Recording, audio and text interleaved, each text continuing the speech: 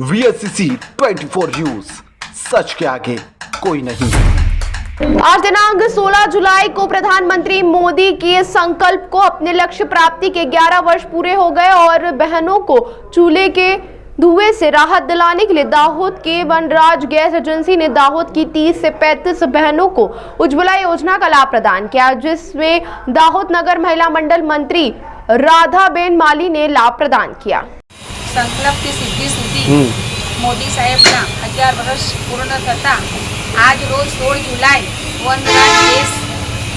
બહેનો માટે જે ઉજ્જવલા યોજના આગળ પણ મળી હતી અને આજ રોજ 30 થી 35 બહેનોના ફોર્મો ભરાવી ઉજ્જવલા યોજનાના ફોર્મ ભરી અને